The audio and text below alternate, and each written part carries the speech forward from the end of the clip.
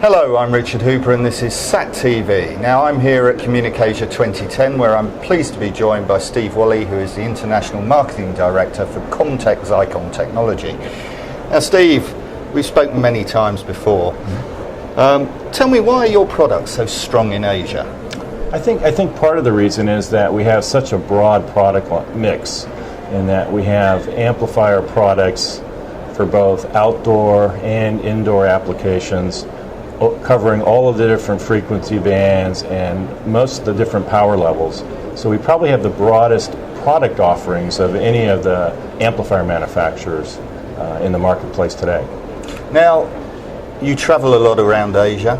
You obviously know what the hotspots are, but particularly for Xicom, what's the main focus at the moment?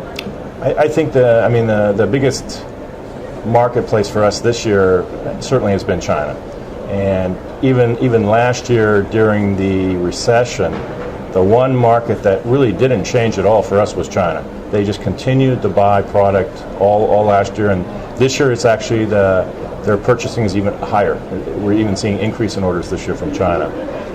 Probably the second biggest market would be India. It's a little bit of a difficult market, but it is a good market, it's a big market, and we're certainly involved in that market also. What are they using the Xicom products mainly for? It's really different applications. I mean, we sell more amplifiers for the DS&G satellite news gathering than any of the other sectors. So where they're using the satellite news gathering trucks or the flyaway systems to go out and broadcast. So that's probably our biggest area, but we're also involved in the emergency communications. So, example, in China they have natural disasters every year. It can be flood, it can be fire, it can be earthquake, hurricanes, anything like that. And so they're really developing a whole emergency communication network now in China. And so we're involved in that also. And then you've got your standard, teleports. That are just processing data and whatever video and whatnot. So we're involved in those too. So a little bit of everything. What makes the Xicom amplifier the first choice for these companies?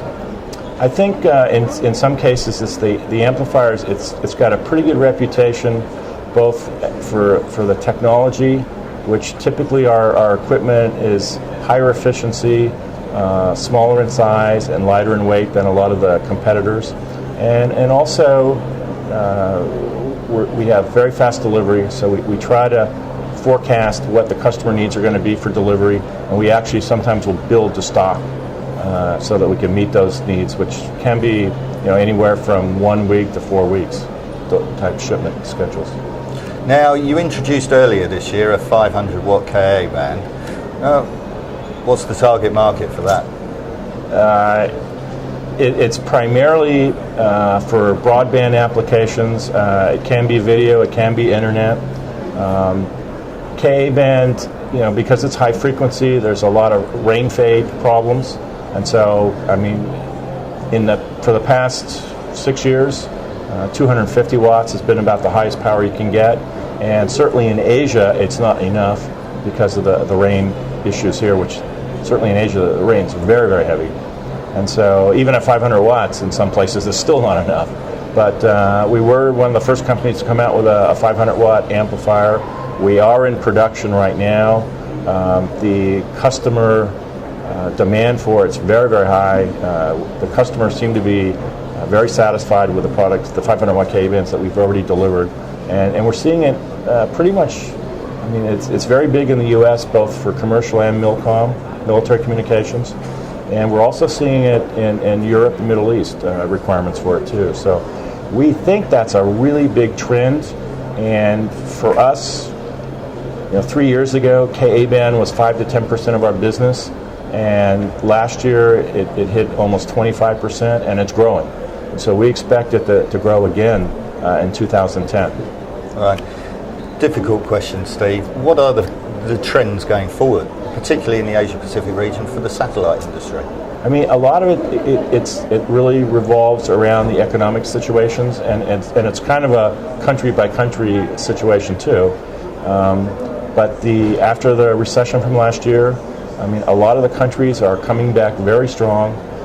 They did not purchase equipment last year, certainly in some of the Southeast Asia countries, and now we're seeing them start to put in purchase orders because they actually didn't buy for almost a year. And so a lot of it revolves around economics and financing.